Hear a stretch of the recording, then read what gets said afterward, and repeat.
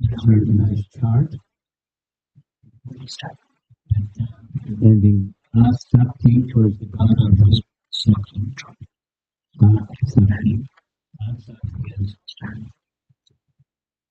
clusters of buds. Remember that metaphor? From this point on, there's poetry or metaphorical language to help us understand what we haven't experienced by making reference to something we have experienced. So in the Asakti stage, there are buds. In the Bhava stage, there's blossoms of bud.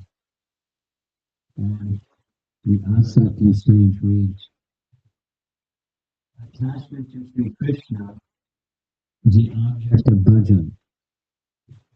Attachment to Sri Krishna, the object of bhajan. So before attachment to Krishna is attachment to bhajan. The ruchi, taste, bhajan, relishing, enjoying, easily getting immersed without much effort. And prior to that is emphasis on consistent, prolonged, sustained effort. Very strong, intense. The intensity of effort leads to taste for bhajan, leads to attachment to the object of bhajan, the Asakti stage. So now we're moving into the Bhava stage.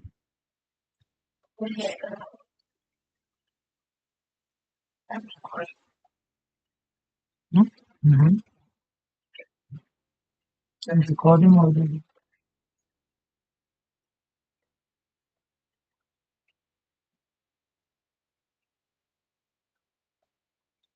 That's much better. You can still hear me. Yes. Can the people remote still hear me? No? We'll find out. Okay, yes, okay. So the small letters below this word bhava is transcendental emotion. See if I can get the laser points out.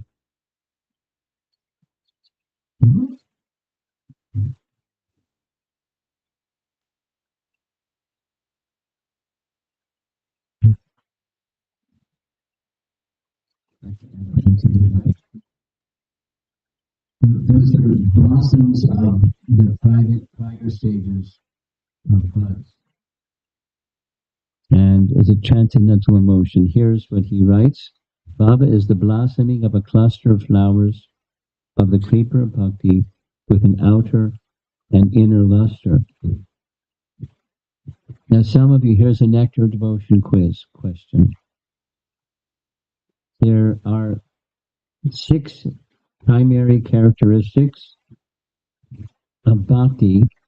2 of them correspond to the sadhana stage, 2 of them correspond to the bhava stage, and 2 of them correspond to the prema stage. So 2 plus 2 plus 2 generally is 6. So the 6 primary characteristics of the stages of bhakti. Who can remember from the sadhana stage, what are the 2 primary characteristics of the sadhana stage? The 2 leaves that unfurl. Prasadi and Shubhada. Prasadi and Shubhada. So now we're going into the next, which is the bhava stage, and the metaphor is blossoms of flowers that have an inner and an outer luster. And so there's some terms that apply to the bhava stage. So durlabha, rarely achieved, and moksha, laghu, laguta krit, deriding even the conception of liberation at the bhava stage. The outer and inner luster. That's his metaphor for lightning. So we'll hear some more about so durlabha. Well, it's easy to understand. Rarely achieved. So may you all achieve it, although it's rarely achieved. And there's some things that one needs to go through to get there. and moksha, Labuddha, right, even the conception of liberation. He further writes, Bhava ushers the bhakta, the performer of Bhava Bhakti, onto the Shuddha Sattva platform. So there were some traces of other things. Now this isn't Vishuddha, this is Shuddha Sattva platform. One atom of Bhava totally averts ignorance. So that is to say, the traces of passionate ignorance become eradicated when Bhava manifests. So the metaphorical language, while the profuse release of fragrances from the flower of Bhava invites thee, Madhusudana, and causes him to appear there. So there's this sporty or momentary appearance. Krishna appears in the mind or the heart or the vision of the devotee, of the Bhava Bhakta. So that doesn't happen, we say negatively, that doesn't happen where there's ignorance, say positively. It does happen where there's goodness. Like you're familiar with the phrase, the Vasudeva state. Vasudeva appears where the Vasudeva state exists, right? Krishna appeared in the mind of Vasudeva, and then was transferred to the mind of Devaki, and then to the womb of Devaki. So it's not just it's metaphorical, it's not a metaphorical manifestation, it's a real manifestation.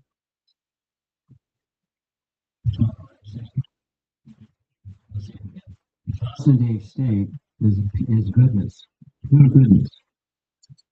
Like for example, the good deeds of Marjana. You know what that pastime is? Anyone not know what that pastime is? It's cleansing of the place where Jagannath is taken at the end of the Grand Road. The Chaitanya Mahaprabhu and his associates, they're preparing the place to make it inviting for Jagannath to appear there. And they cleanse, and after cleansing, they go and cleanse it again. So it's sparkling, spotless, clean, to make it inviting. It's a pastime to invite the Supreme Lord to appear. So all the preliminary before the Bhava stage is to make it inviting for Madhusudana to appear. And it appears there. And it's not imagination or sense. In one sense, it's mystical, but it's not an apparition. It's something imagined. He appears there. And the devotee feels something when he appears. They feel ecstatic. They feel the transcendental emotion of Bhava. Nobody here, the different categories and subcategories of Bhava. And that's connected devotion. But the context is our edification. It invites him to appear, or in the language he uses, it causes him to appear. There's no cause for the causeless. He appears because he wants to. But it's inviting for him to appear. When Bhava arises, ignorance is eradicated, and the fragrance of that flower of Bhava invites Madhusudana to be to appear. The perfume of the flower of Bhava melts all emotions in the heart. Meaning, it's not that you become stone, no emotion, but no material emotion, and everything becomes soft. The heart becomes very soft, and heightened states of emotion are exhibited in terms of, we'll see the different categories of Bhava. But sometimes laughter, when laughs like a madman, sometimes when you become stunned, sometimes. just free flowing. Your hands out the steering wheel, there it goes. And Madhurya is at the steering wheel. And he's delighting the heart of his devotee in ways that to an outsider may look like the person has gone mad. Or it may look like the person is depressed. Or it may look like something that it's not. Because the things here are reflections of the things in that spiritual realm. But what is now invited into the spiritual realm. And this is described in detail in that devotion, so it's touched on here. All of one's senses reach, create contact, the taste sense, the eye sense, the ear sense, the nose sense. All the senses are reaching out to contact Krishna. Sometimes acharyas use the word rati. Jiva Goswami likes that word a lot. It's almost interchangeable. It indicates a particular heightened state of transcendental emotion. So all along, Vishwanath is helping us to understand where the traces or the involvement in material consciousness is being diminished. Here the aham, or ahata, or the I, or the self-conceit, is gone. There was a question the other day about their spiritual form. Here's the answer. In Madhurya Kadambini, it's not like there's only one answer, but this is the answer in Madhurya Kadambini. One siddha deha, or your spiritual form, is your actual spiritual soul, your spiritual identity in form becomes revealed. The self-conceit of the sadhaka, the Madhurya Bhava, from the sadhaka stage, seems as if it enters into a siddha deha, suitable to his desire to serve the Lord. You know, so what gets awakened from a sleep and forgotten stage is something that's determined by us, which is forgotten. And the sadhaka is the soul that's committed deeply, intensely, for a long period of time, becomes cleansed sufficiently that sadhaka seems as if it enters into a siddha deha. Now it's not like, sitting clothes. It's something cosmetic, it's something that's a covering of the soul. It is the soul. So it's therefore the language makes seems as if. But it's awarded, it's bestowed upon, just like bhakti is bestowed, although it's already there. We will discuss this 3 times.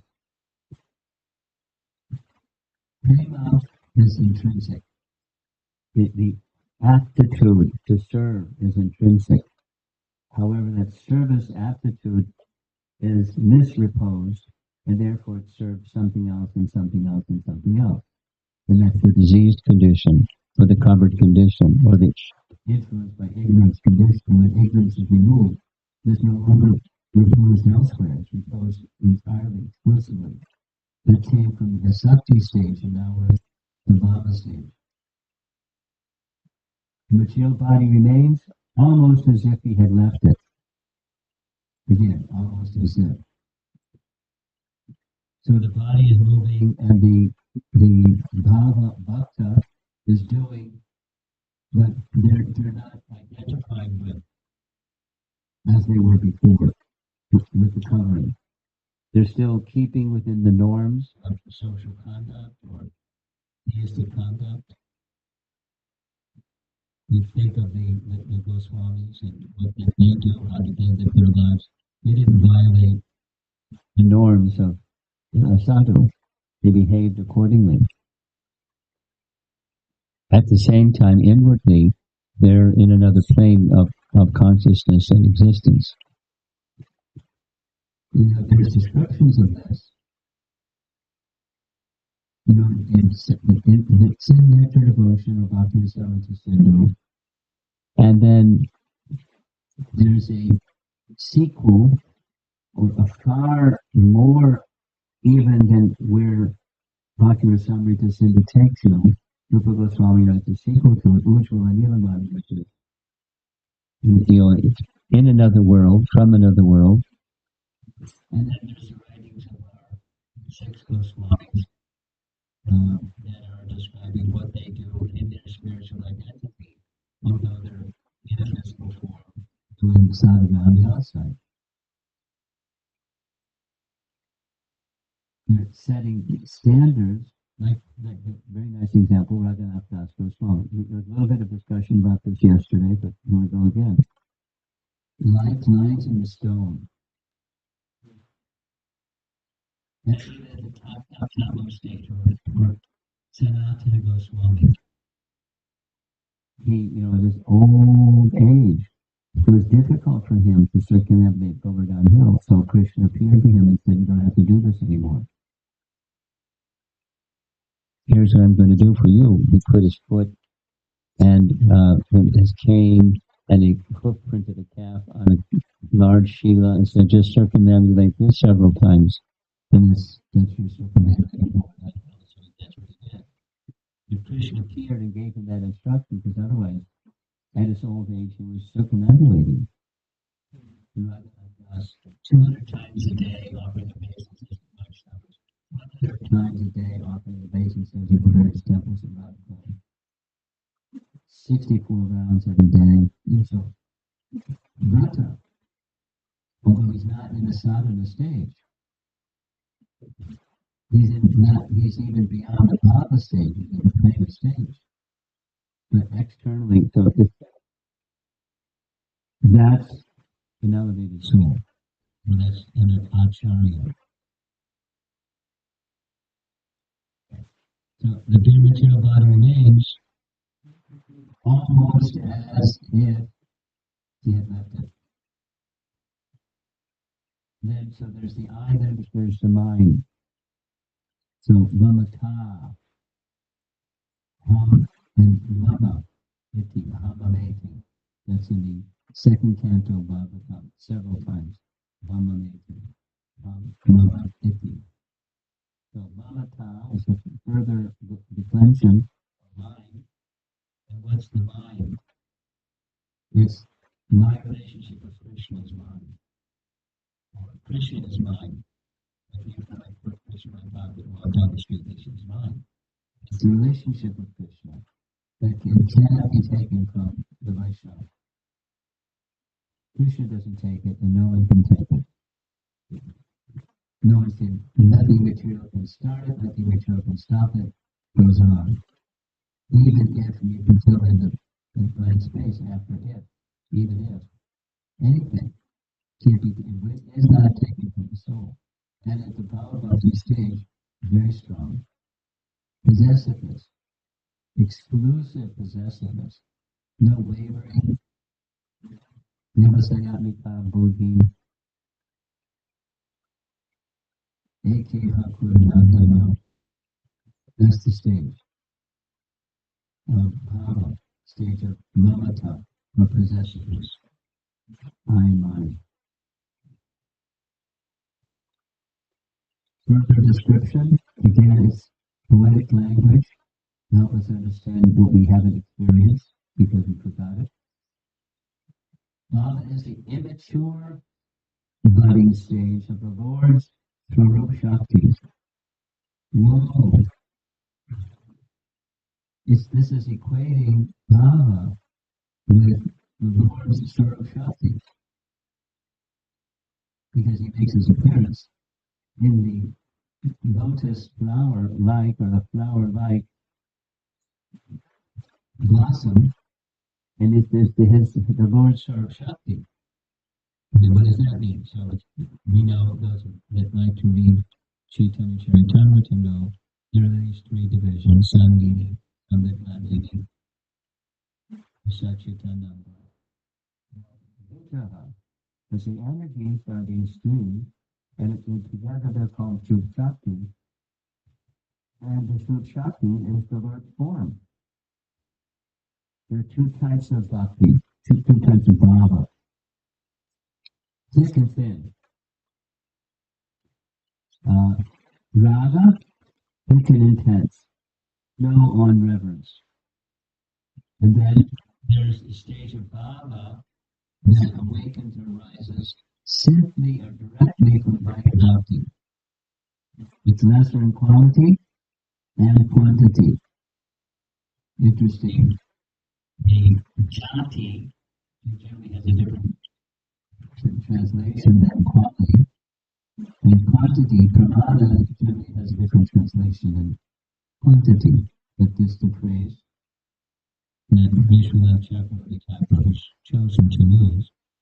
In other words, it's just a different meaning, and the meaning fits this application. The Vaidhi Bhakti has a bhava stage. Vaidhi Bhakti has a bhava stage. There was some discussion at the end of class with one devotee about people who are Vaishnavas who are not following the Raga Marg path, and the emphasis in the Raga Marg path, one of them, of course, is the chanting of the holy name, because within the holy name is everything, etc., etc. But it's not just the name, because even Mayavadis chant the Mahamantra. Did you know that? Yes. A little sharing. This is, over on the side. When I first became acquainted with the Hare Krishna Mahamantra, there were two sources: ISKCON devotees and a Mayavadi. And the Mayavadi was previously a college professor at Harvard University. He went to India, he became a Mayavadi, and he came back chanting Hare Krishna. And I didn't know the difference because I didn't know much about anything. I was just a new kid on the block. And he would chant Hare Krishna. But the purpose of his chanting Hare Krishna wasn't to develop an awakened loving feelings for Krishna. It wasn't Radha Marg. It was something else. It was to become one with Krishna. It wasn't so clear, but it eventually became clear, and I didn't want to make it up because it just didn't make sense. I become Krishna. Come on. So, it's not just the name, it's the mood with which the name is chanted. So, persons may also, Vaishnavas may also chant mantras or names of the Lord. Like, very common, Vishnu Sahasranam. Do you know any people that regularly chant Vishnu Sahasranam? I met someone, yes, I know, and since they were a child, and every day, from memory, without looking at anything, they chant Vishnu Sahasranam every day. So there's primary and there's secondary names. We know this, right? And primary names are names of Krishna in his relationships with his devotees. And the secondary names are names indicating his post or position. And as Vishnu Sahasranam is largely made of those names.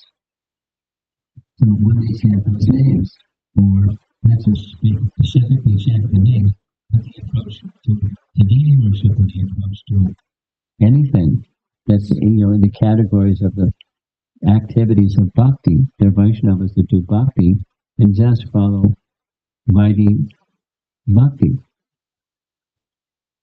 And those devotees become eligible in course of time to awaken the Bhava stage.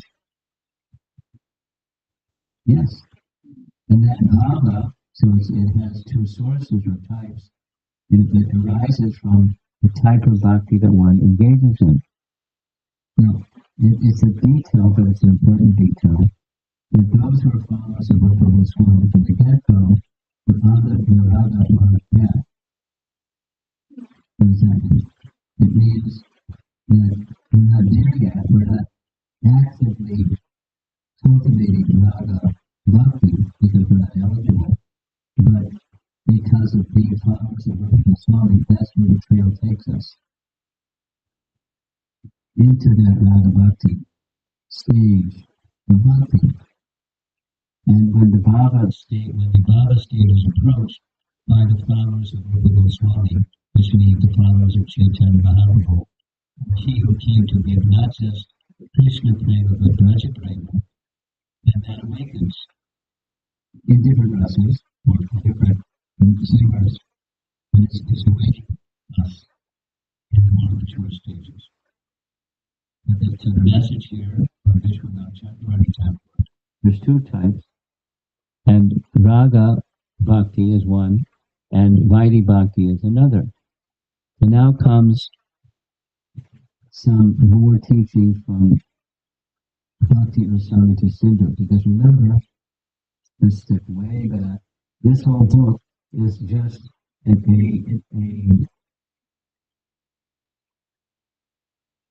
detailing somewhat two verses from Bhakti Rasamrita Sindhu, which is the verses that describe the stages of bhakti, from Shraddha to Prema. So naturally, to explain those two verses, he's going to refer to other verses or other sections of Bhakti Rasamrita Sindhu. So here's one. The Bhava stage is marked by the appearance of the Lord's Swarup Shaktis. We mentioned it already. Sandini Sambit Vladini. The Lord's Swarup Shaktis appear, which means the Lord's form appears. And it's like, this is the metaphorical language again, like rays of the dawning sun. The picture in mind. Well, here in New Jersey, you don't get to see the sunrise so much because it's already buildings and stuff. But picture in your mind where you're not, there's so many buildings and stuff, and you can just see it's dark, and then there's some, the rising of the sun is approaching. That means the light is starting to glow in the horizon in the direction that the sun is going to rise in. And it just starts to, the hue of the light starts to become brighter and brighter. And then suddenly there's direct rays of the sun. And the sun is really big, and it's bright orange. And as it starts to rise above the horizon, it appears to get smaller as this optical. It just gets smaller. And the rays become more intense and more direct, it's direct. But before there's direct rays, there's this, the dawn, which is before the direct rays. That's what the say rises. But now this is the direct rays of the dawning sun. And these two terms, Sudurlabha and Moksha Laguta, the rise of conception. Liberation. Thing between the fragrance from Bhava causes Madhusudana, to appear. Emotions of the heart become like sesame oil, metaphorical language, smeared on Krishna's limbs.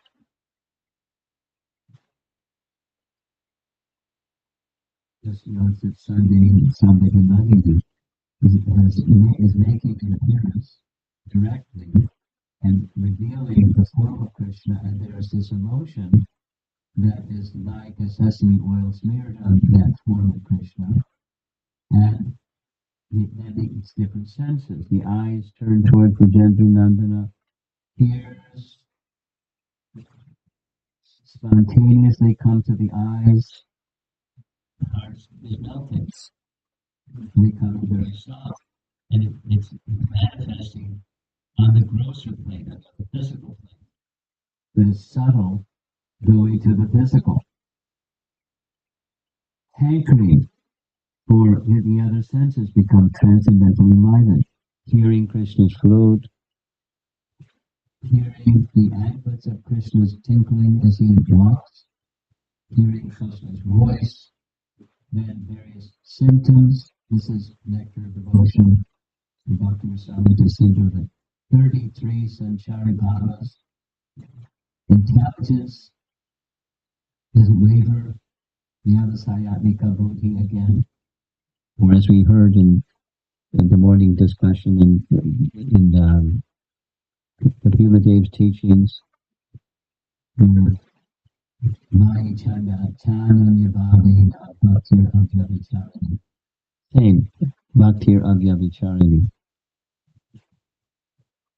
The sense of self enters Siddhadeya, rasa awakens.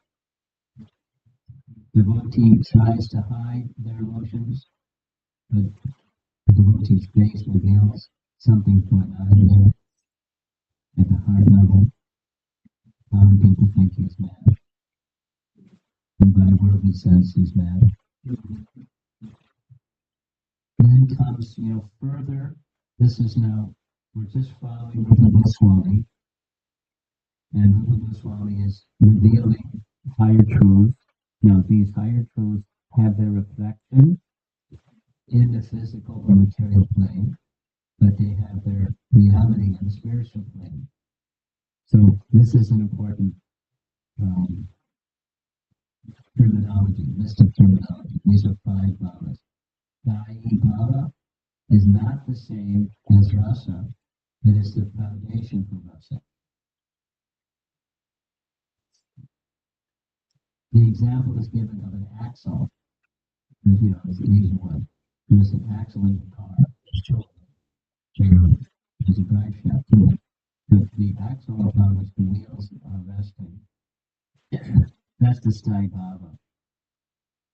And the permanent ecstasy starts to turn, just like when your engine starts and you start to move. So that sthai bhava, in this case, the painting is showing the parental affection. There's vid bhavas.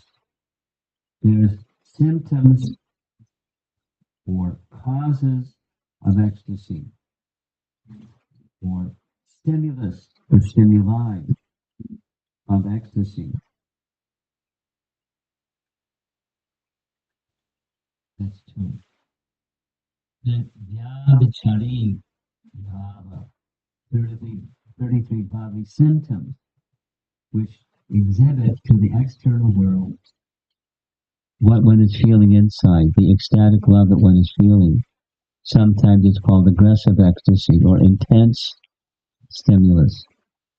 So now this sthai bhava, the steady ecstasy, permanent ecstasy, the axle is starting to turn.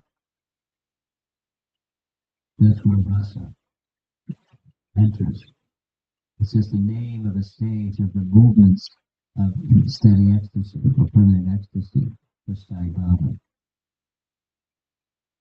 It's metaphorical language to help us understand what's going on in these 5 stages.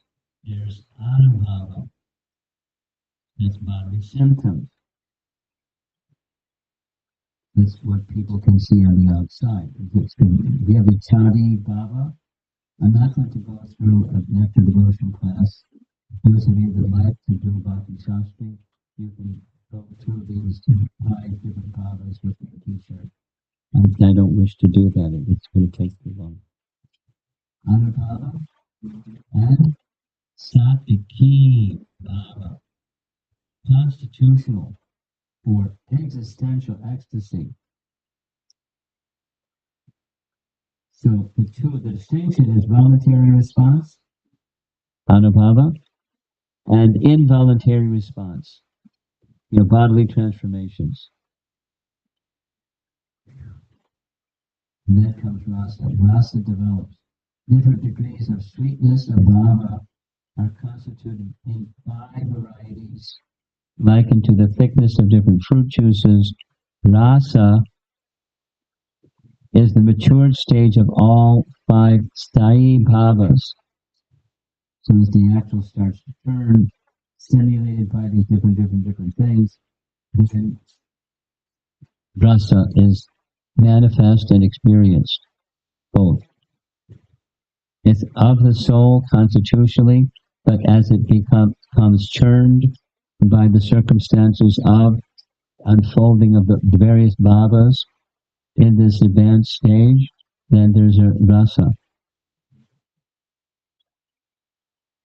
So there's 5 sthayi bhavas mixed with the other 4 bhavas. The other 4, there was 5 in the list. Yodhishari, etc.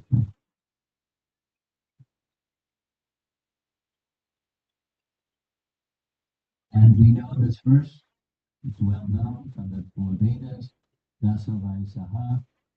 The Lord, the essence of the Lord is rasa. The Lord is rasa swarup. Rasa is present in all avatars, but reaches perfection in our Lord of Vrindavan, Brajendra Nandana Krishna.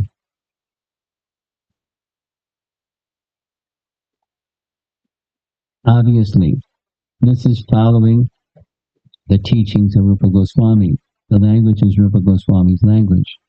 And Vishwanath Chakravarti Thakur is just unfolding it in simplified terms so that we can understand when you put in your GPS Braja Prema and you're going down the path to get to the destination that your GPS said you're going to get to, this is what you pass through. Coming attractions. And the science of it. Other aspects of Dhamma. The I and mine, we heard it already. All pervasive spiritualization. I and mine. And there's a nice Sanskrit word. Atyantiki. All pervasive. Speaking clean. No more Tamas Rajas. No more affinity for stuff. It's back there, it's gone. Material aspects, interesting. Empty shadow. In other words, it's not at the prema stage yet, because this prema stage is absolute. And this is language is like absolute, but not absolute yet. It's an empty shadow. Now, what's an empty shadow? Have you ever seen an empty shadow? There's shadows. What's an empty shadow? It's where there used to be a shadow. Nice language. Meditation. Marked with seeing the Lord. And not only seeing the Lord, but as we heard, each of the senses are eager to taste, to smell, to touch. Eager. Very heightened spiritual senses. It starts with the ear, and then it goes to the other senses. That's the end.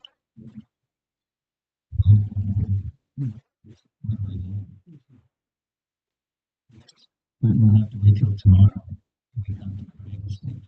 You ready to go to the prima stage? We can. Prima stage. So this is the science of the unfolding of the creeper of bhakti from the seed. Now we're most familiar with the, our favorite zone, the anartha zone. But a statement I like is, we're not the International Society for Anartha Consciousness, or Anartha Consciousness. We're the International Society for Krishna Consciousness. And striving for Krishna consciousness is just a stage one has to go through. And just remember, it's Krishna consciousness, not anartha consciousness. So one can become discouraged. Oh my goodness, look at all these anarthas. It happens. People become discouraged. But the fact is, before we started practicing sadhana bhakti, there was tons of that stuff. And we just didn't even know it. It's called ignorance. And so that when we start to know it, it's scary. And then you keep going, and then there's more, and there's more, and there's more. A very nice, simple way that this can be said. Ramdar was the name of the temple president of the Los Angeles Temple, and Prabhupada had made Los Angeles his Western World headquarters, where the BBT finally settled. Though it didn't start there, and etc. So he spent lots of time in Los Angeles, and where he spent time, the temple grew exponentially, and the temple president is Prabhupada.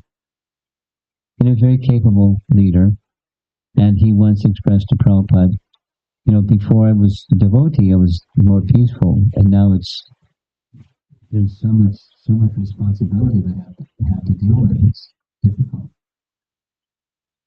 I have more difficulty controlling my mind now than I did before. Why is that? The Prabhupada's answer, short, typical classic Prabhupada answer, he said, when you go into a room that for decades has not been cleaned, and you start to clean, what happens? Dust is flying all over the place. So what to do? That's the why. What to do? Keep cleaning. You keep cleaning, and you keep cleaning, and you keep cleaning. And eventually you become very clean. And then it's very peaceful again. And that other kind of peaceful wasn't peaceful. It was just hidden mess. So being clean is part of Lord goodness, and being squeaky clean is part of transcendence. So we don't stop being clean, but there's the goal of the cleanness is inviting for Krishna to reside there with us at the heart level, at the consciousness level, and he makes his appearance. And he allows us to, with our transcendental senses, interact with him.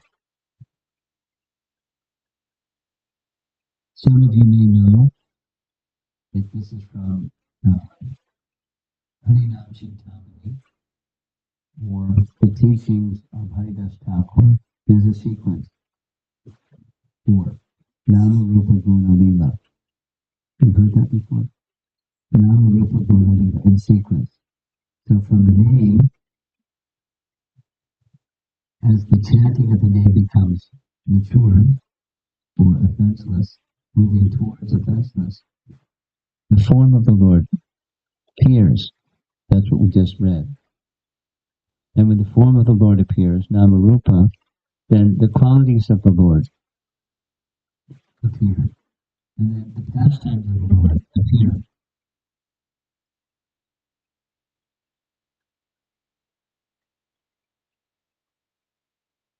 A very nice example of this, it fits in very nicely with the Madhurya Kadambini topic.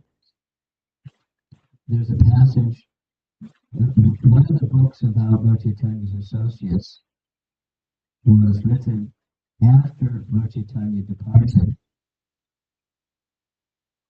And it's a description of the associates of Chaitanya Mahaprabhu and their activities.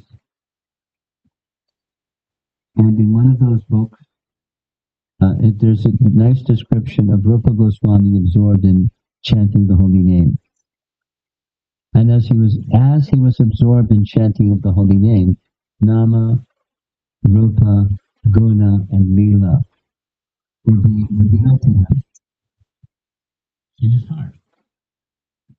And he was like like Sanjaya, seeing what was going on in the Kurukshetra battlefield remotely, he was seeing, like on television, he was seeing what was going on and narrating it as it was going on with Dhritarashtra. So, very qualified Sanjaya, disciple of Vyas. Rupa Goswami, very qualified disciple of Chaitanya Mahaprabhu. With transcendental television, he was viewing, experiencing, participating with pastimes of Krishna. Bhakti Ratnakar is the title of the book. Maybe you know this pastime. Some of you may not. So as he was experiencing Krishna's playful pastimes with Radharani, something very funny happened. And from the spiritual point of view, he began laughing.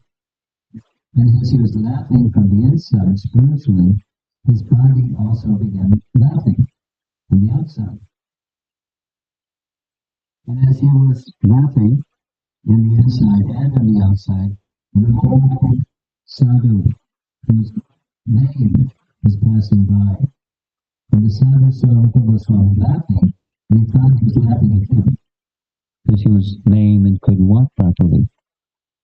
And his mind became disturbed. This is one of those things. If someone perceives that an offense has been made, although there was no offense, what happens? What should we do if we sadhu ninda, going back to the earlier section of Madhurya Kadambini? What do we do? So here's what happened in this case. Bhakti Ratnakar. The old lame sadhu went to Rupa Goswami's elder brother. Rupa Goswami's elder brother. You know his name? Starts with an S. Yes. Sanatana Goswami. Right? Yeah. Sanatana Goswami is Rupa Goswami's elder brother. Sanatana Goswami is Rupa Goswami's elder brother. So in Vedic culture, the elder brother is looked up to. Like Ramchandra was the elder brother, and the other three brothers all look up to him. Now, his personality is not yet, but they're also expansions. Anyway, Rupa Goswami looks up to Sanatana Goswami. And so the elder sadhu went to Sanatana Goswami and said, I'm shocked. Tell me what happened. Rupa Goswami was laughing at me. Because I'm lame and I can't walk properly. He was laughing at me. But he's such a sadhu, so how can you laugh at the lame old man? Because he can't walk properly. My mind was disturbed. Then what did Sanatana Goswami say? He said, I'll investigate and I'll get back to you. Some time passed. Rupa Goswami, as he would regularly do, visit his brother. This was at Radhakund. At times they would stay there. So Rupa went to his brother, Sanatana Goswami, and explained what happened from his vantage point, because sometimes biographies on the same thing are a little different. So he said, I was chanting the holy name, and as I was chanting the holy name, a pastime of Radha and Krishna was being enacted in my heart. And as the pastime was being enacted in my heart, I experienced something that was so wonderful, I began laughing. And when I began laughing, all of a sudden my meditation broke. And I tried to get back into the meditation, but I couldn't enter. He wasn't like complaining, he was just sharing what happened. And then Sanatana Goswami put 2 plus 2 together and got 4. No. You want to know why you couldn't? Because there was a sadhu passing by while you're enjoying this pastime within your heart. And you must have been laughing outside because he saw you laughing outside and he thought you were laughing at his deformed body that couldn't walk properly.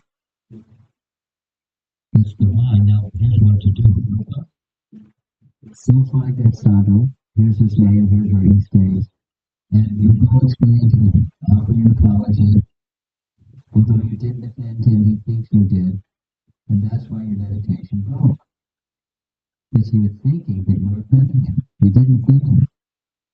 So explain it and everything will be nice. So Rupa Goswami followed the advice of his elder brother and found the sadhu, explained, and the sadhu was, and apologized. And the sadhu was full of, how could I think that you're such an elevated person, you could be laughing at me, you know, what a fool I am, I'm the offender, not you, please forgive me, and everything was nice. Sadhu Ninda is serious business, even unintentional.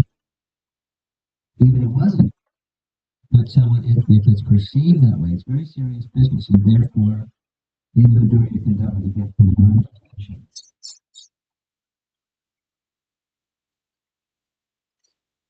A lot of attention. And since I gave the class here, I've added a few more slides.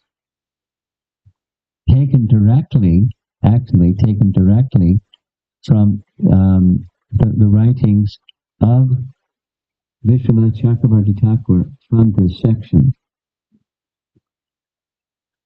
So it's a big deal. Sadhuninda is a big deal. We must be very careful. There's others that are very important as well. Yeah, the elephant offense. Etc. But we'll be very, very careful with this particular matter. And to go to get the fruits of our relationship with Krishna. You know, the transcendental taste and the appearance of Krishna. So we have to be very careful.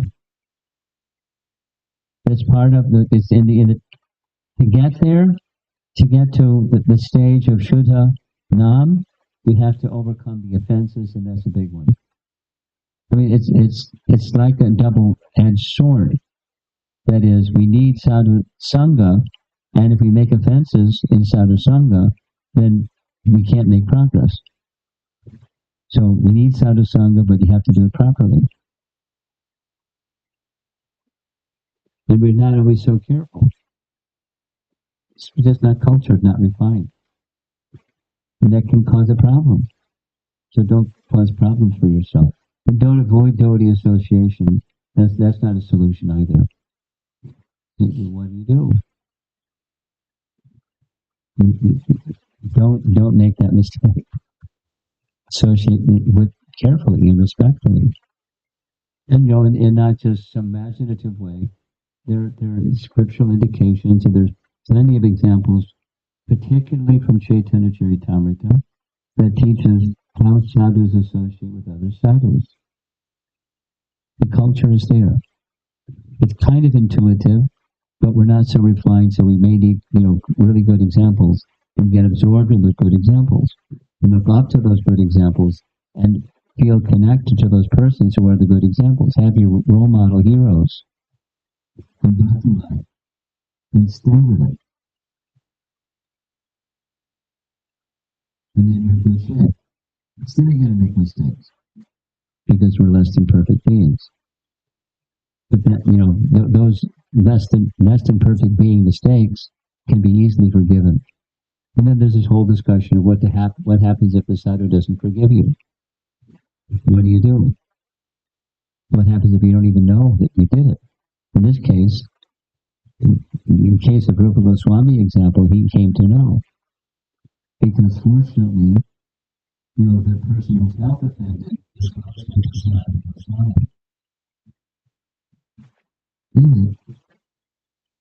Having Sangha of Vaishnavas, where there's not respect prevails and there's not disrespect and criticism and fault finding and gossip and all of that other yucky stuff. It's good to have a Sangha of Vaishnavas that's pristine and can help you, support you to go further and further towards the goal. But along the path, it's not easy. It's easy to slip. It's easy to fall. It's easy to err because we're human and we're human.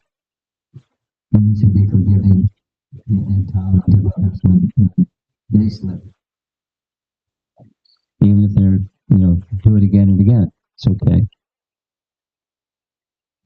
It's a nice quality of a devotee to be tolerant and forgiving. And still be in the mood of service. Anyway, these are all nice teachings on the Bhakti path. And there's obstacles. Mainly the obstacles are internal, not external. The problem is not over there, the problem is over here. And if one has the right attitude, then the over here can be cleansed. Then you can be an agent in Krishna's mission, or Chaitanya Mahaprabhu's mission, to help being an agent to awaken bhakti in others, regardless of the external. And there's all kinds of yamas.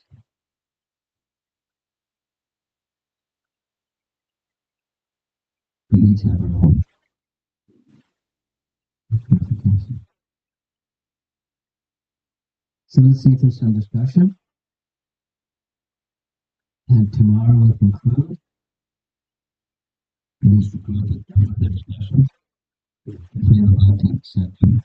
He has written a lot about it because the scripture has written a lot about it. So it's nice to know when you put your destination in your GPS, what it's like there. And you can tell someone that has achieved it. And you can tell that you're getting closer, further from the goal. It's good. Discussion.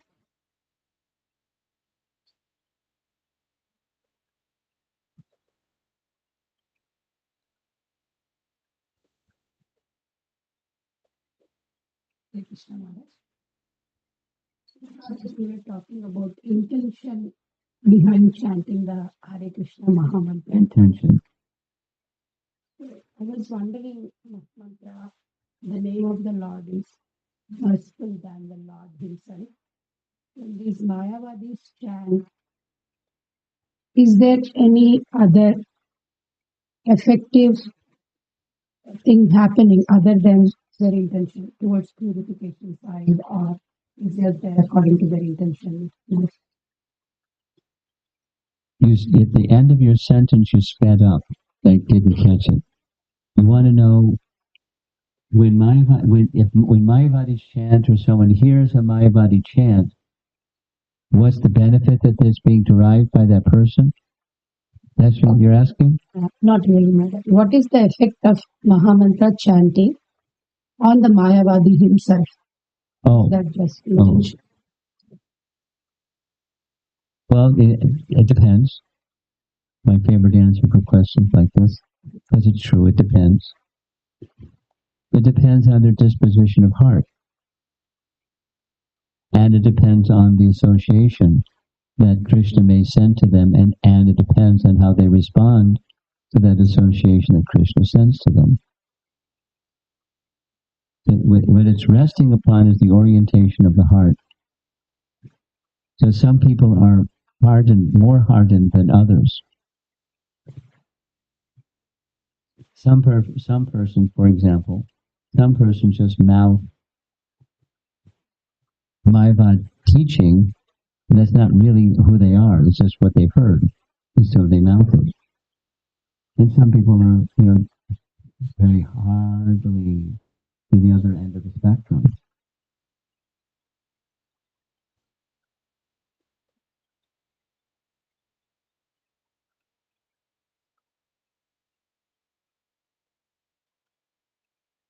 Primarily, not entirely, but primarily the intention behind the impersonalist who's chanting is they want to become one with the Supreme. They want to become Krishna in the sense of Sayuja Mukti. So if they can get teaching from someone, supposing you have a conversation with such a person, that you're sincerely feeling, praying to Krishna, feeling to their intelligence, something, and if they can get, if they can, by the purity that you carry or the message that you're repeating conveys to them, then the light may go on.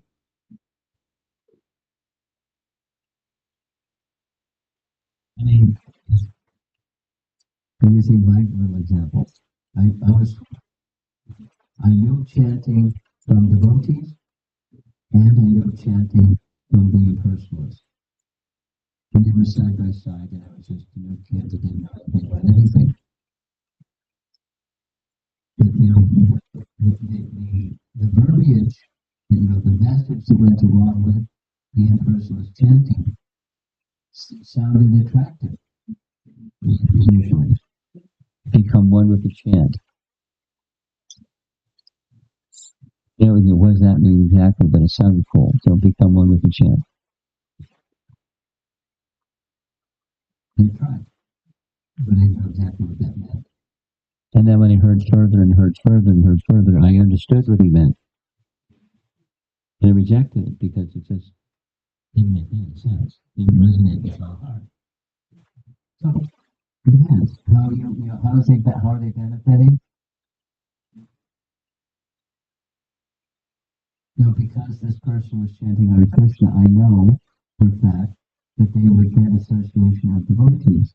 That he got, which he wouldn't have gotten if he wasn't chanting Hare Krishna as a Mayavadi. They're getting something.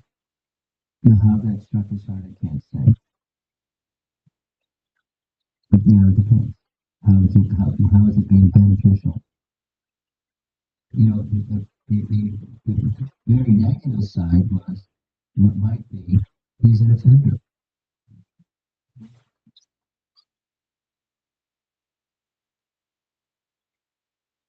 Just depends. As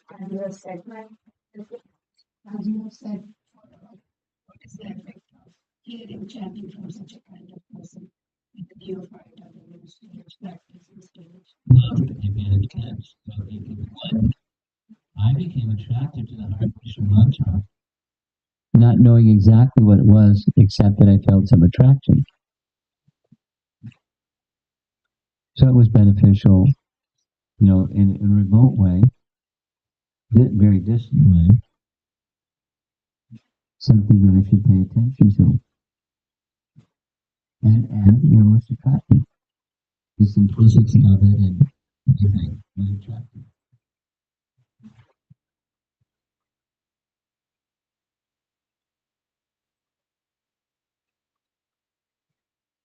When I got to the teaching that's behind that chanting, that's the brakes on did a U-turn.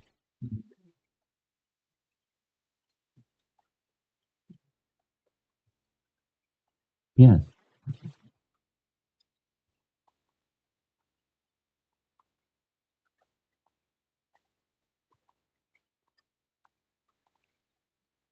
Thank you so much. My question is, it's taking how in Baba, one of the characteristics of Baba is that the Lord appears in the heart of the devotee. So my question is, in the lower stages, if a devotee experiences seeing the Lord, is that just imagination of the mind, or is it Krishna become showing himself? What's the second option? Krishna's mercy. Is it Krishna's It's all mercy? Krishna's mercy. Or is it just the mind, tricks of the mind? Because it says only in Bhava the Lord appears in the heart of the devotee during meditation.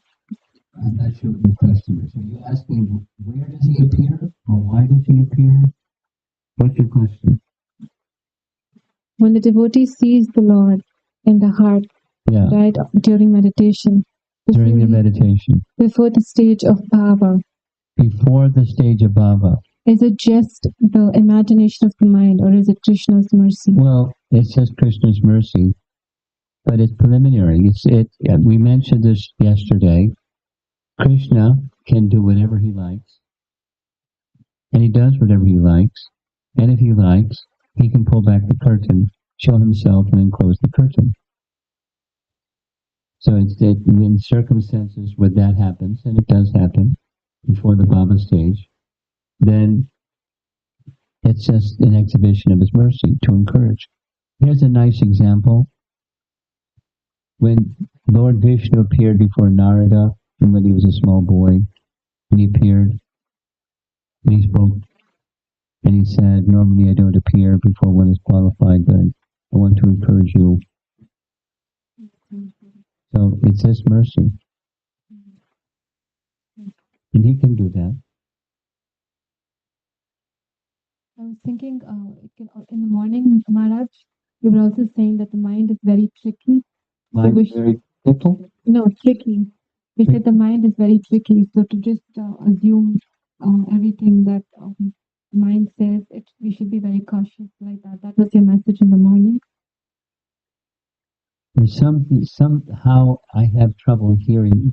I could hear her easily, but somehow I don't get the full message, and I'd like to respond to what your message is.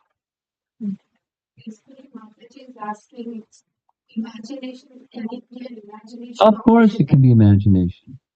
Of course. People do it all the time. You've met people that it's very clear from their character. It's just imagined. But as far as you're concerned, it's real. It's a real imagination. Now, Krishna doesn't have to appear only for a certain class of people, or caliber of people. But largely, my experience is it's imagination. Okay?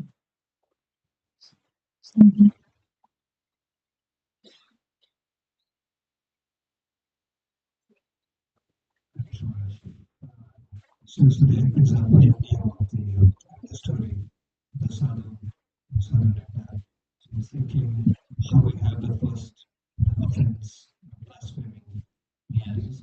Is it also equally important to say if we perceive an offense or sometimes get offended? Is it important to also go out and voice it and clear it up? Because in this case, if that person had not brought it out, then it wouldn't have come full circle and got cleared up. Yes.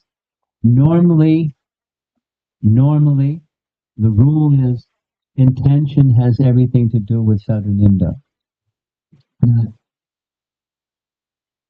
unintentional or misperceived. Normally, it's intention.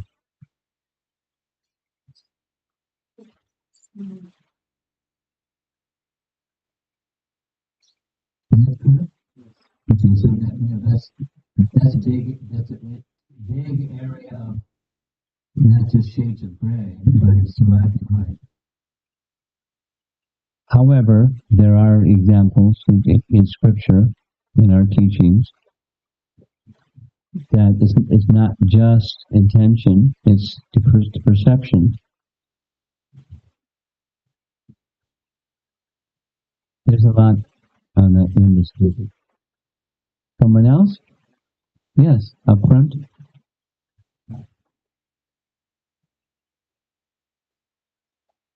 I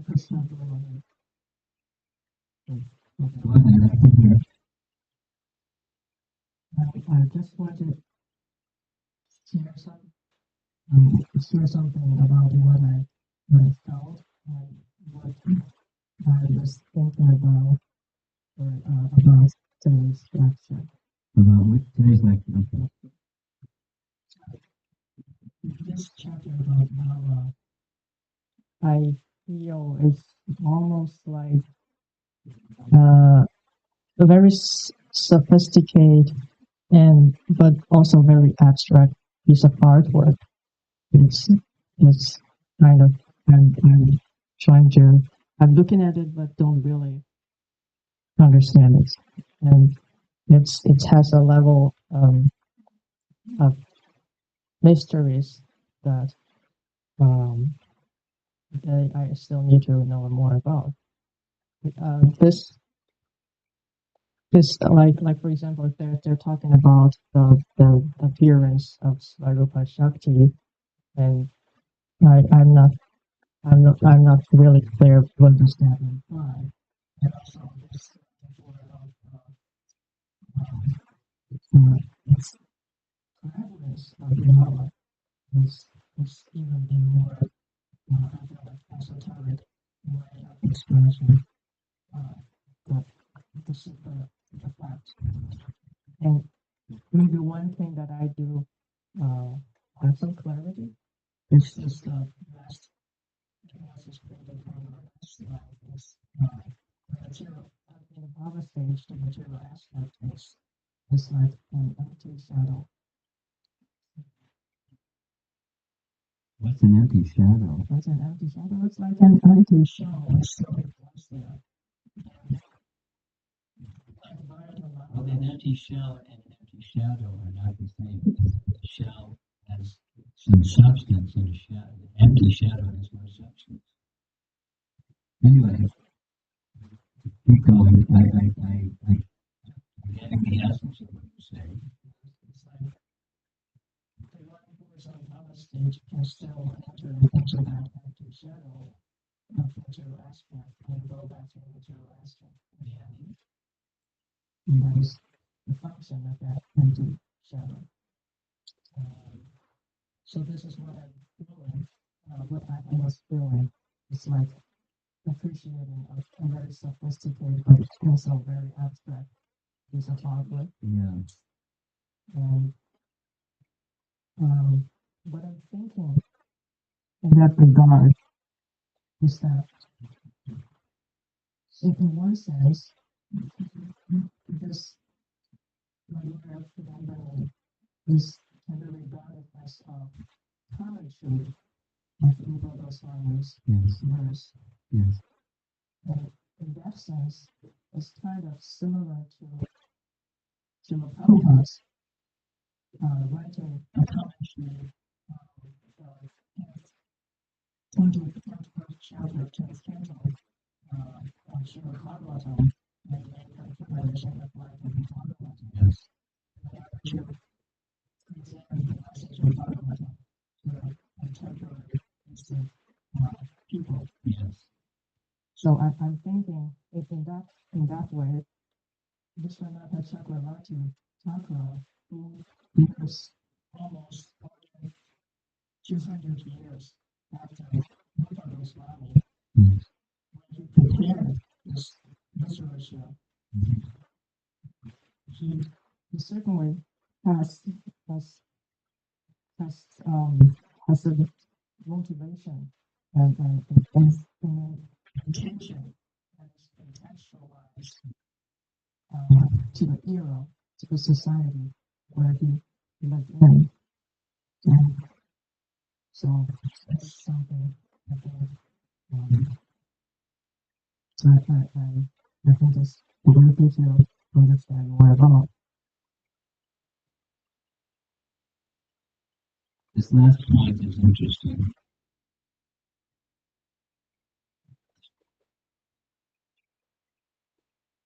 It is the way in which he wrote was contextualized for the audience of his time, which is true. At the same time, that similarity is there between what Prabhupada did with Light of the Bhagavad and what he's doing with this text. But with this text, it's not so much the readership of his time that he's writing for them in terms that they can understand, relate to, etc. But it's more revealing truths that are subtle and require subtle, like spiritual subtle consciousness.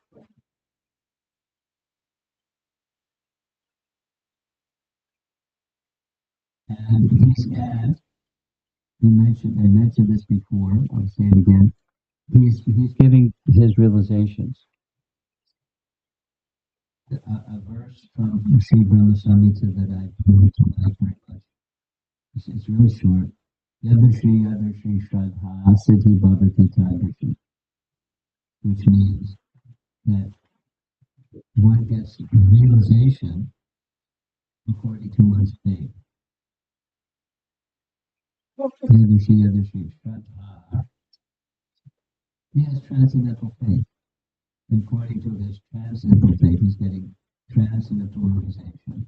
And he's just sharing his transcendental realization with his reader.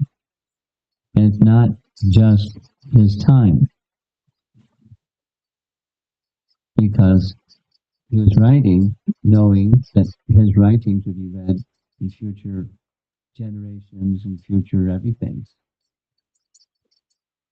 Whereas certainly Srila Prabhupada, when he wrote Light of the Bhagavad, it was for a certain audience. It's a Far Eastern audience that could relate to seeds of nature, provide lessons of life. But those lessons of life were for all time and all culture. So there's one other thing that I was appreciating as you were speaking, actually. Yes, it's esoteric or not easy to understand, and therefore that as the metaphorical language, because something that's not within your experience, you use metaphor to give an indication to the reader, something that is within their experience, indicating something that's beyond their experience. It's that way that the metaphor does. And knowing that this is not that, and that's not this, but it's in that direction, just to give the reader or the audience an idea it's in that direction. And the fact that it's esoteric, it's important for us. It's highly important for us to try to get a grasp of what's being said, because what to speak of hearing Krishna's pastime. Meaning, in hearing Krishna's pastimes, this is far beyond Bhava Bhakti.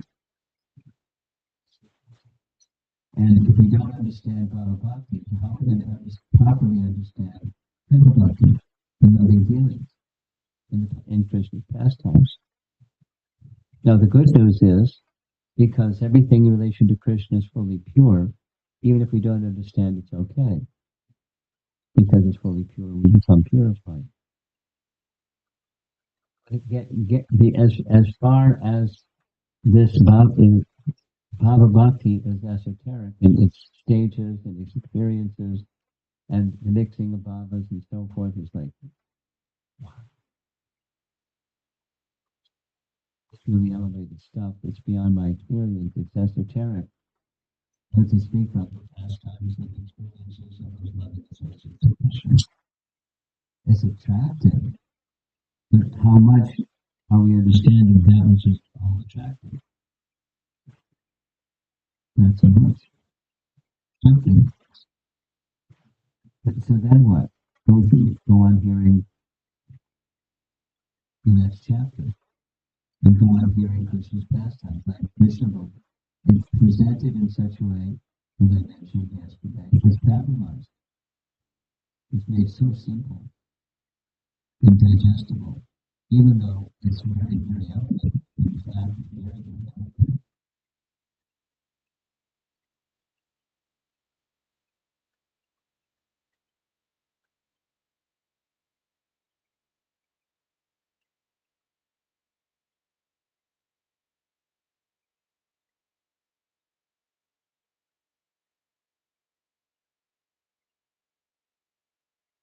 Here's just a for example. When towards the end of Canto 10, there's a scene where Krishna's in Dwarka, and there's one Brahmana that has his sons. They don't die, but they just disappear. And then the next son disappears, the next son disappears, the next son disappears. He goes and complains, what kind of leadership is this? You're not the king, but you're in the royal order. And what kind of leadership is this? And Rama's sons just disappear one after the next. Arjuna overheard. So Arjuna said, "Oh, you're protected." And then the son, so, and then that child disappeared. And Arjuna was here, and they were looking at the whole chapter describing it. And so he was going to give up his life because he couldn't keep his word. And Krishna said, "No problem, I know where your child is. I know where all the children are. Let's go. Here's my chariot." And zoom off and went. In Krishna's chariot, there's a description of cosmology of this canto. He travels past all things. He goes to the coverings of the universe, describing the coverings of the universe. He goes on the other side of the coverings of the universe, and what's on the other side? This immense light, exactly as it described in the Bhagavatam. And they go to the abode of Mahavishnu, or Mahakalapoy. Now there's multiple Mahakalapoys. And spend some time with people. So that's just in the context of one chapter from the 10th canto. Now, where's the abode of Mahavishnu, anyways? And what's it like there? And so we find it out. And Mahavishnu comes forward and says, "Yes, I knew that I wouldn't get a chance to see you, but I knew if I did this, I would get a chance to see you. So I kidnapped all the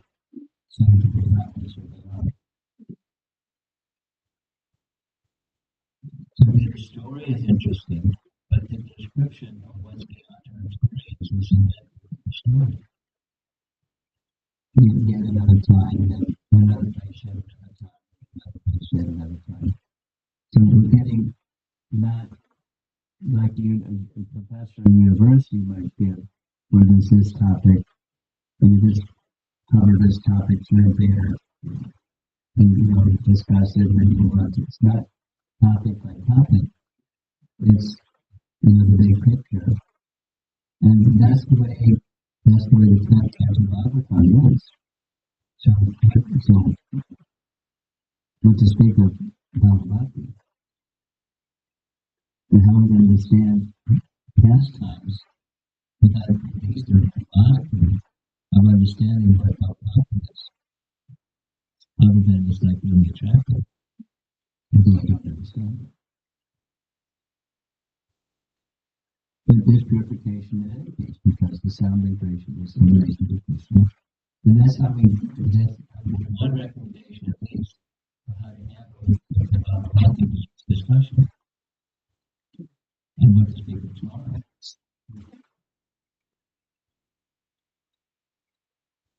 Esoteric class. But it's not exactly esoteric, it's who we are. It's our natural self. When we're in the healthy state.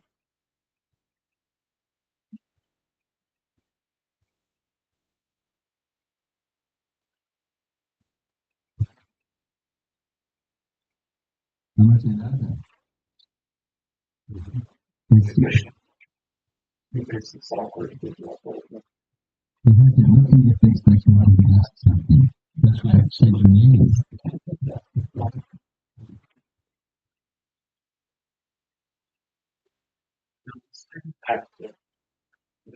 Krishna is absolute. So there's no difference between them, his name, character, etc. So it's a different aspect of names. Physical aspect of the infinite process that he engaged with devotees and said, you will get experiences. We each face and lives of nature. Yes, exactly. I mean, there's everything for everybody because the Vedas are for everybody. Vedas include all knowledge, and there's names that have different potencies and different outcomes from the chanting of those names. Here's one that came from this. I spent some time on the topic of Shiva Tattva. Took 8 classes. So one of the names of Lord Shiva, according to Shastra, it's a name of Lord Vishnu because Lord Vishnu is the supremely auspicious Shiva. So Shiva, one of the applications of the name of Lord Shiva, the origin, the root, is the name of Vishnu. Now, most people that cite or vibrate or call the name of Shiva, they're not thinking that, but ultimately that's where it's derived from. And so, what to speak of different, primary, secondary names? There's even names of things of this realm have their counterpart in the spiritual realm, and that's part of reality. And most people don't have that reality picture. So when they're calling what they have some conception of. Unless they have association with someone that has a higher conception, and they're willing to take their hand and be led by that more elevated soul to a higher consciousness place. So, back to your question. Yes, primary and secondary names are there because they're different aptitudes for the living entity's desire to be in relation with the supreme source of everything in different ways. And some people don't want to have that direct connection, they want something indirect, they want something uncontrolled. So that's also supplied, including through names. So Maharaj, if, as I understand it, then it's the intent Yes. which you're following. So I'm thinking of Shiva as Lord Vishnu, and I'm thinking of Shiva as the commonly known Shiva. So it is whom I'm thinking of. Yes. Then how do we understand the Ajamal pastime, the Kaurav Samaya, the sun? If we go to Vishwanath Chakravarti Thakur, who's a Rasika Bhakta, he writes in his commentary, as he was calling in desperation the name of his son, he at that moment remembered the name of Narayana that he had learned when he was a young boy. And he thought of the Supreme Lord Narayana.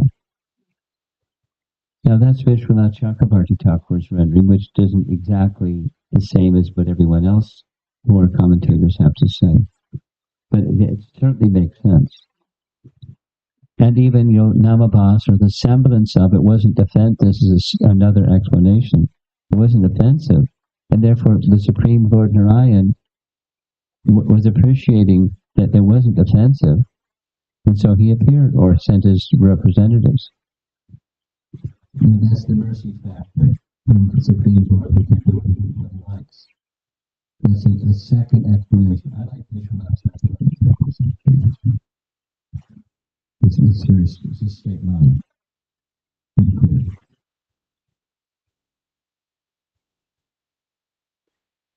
Anybody else? One other question online. Okay. This is with Anandalela Mataji. This is for the prior class. How do we treat state of mind in which ruchi has awakened, especially ruchi in the form of dependence? In the form of Dependent. our dependence or being dependent on dependent.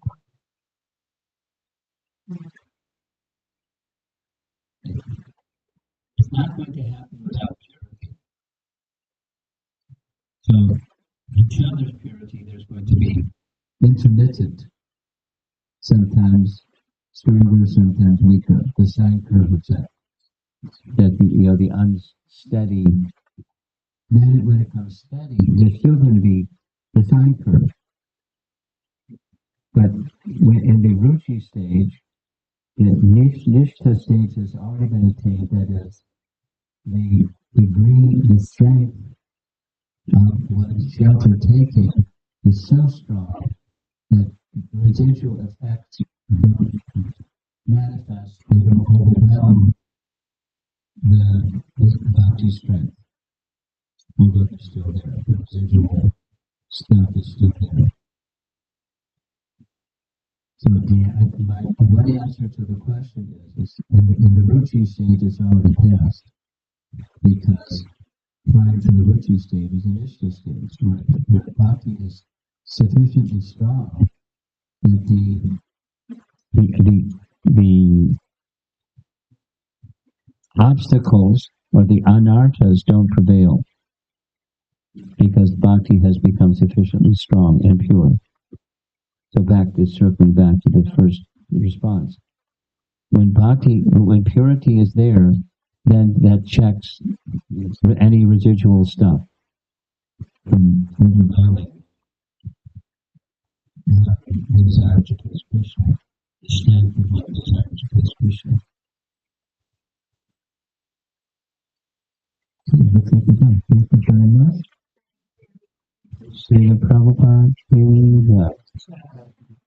Yes.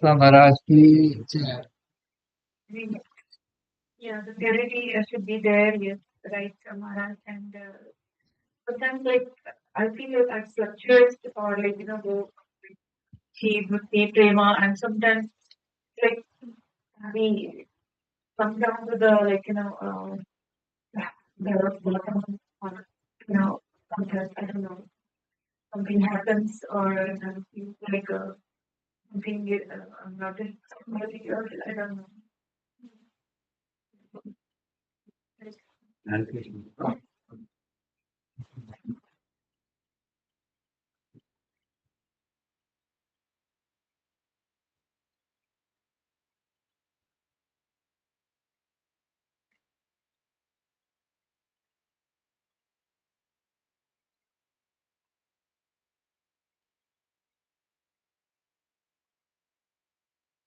Okay.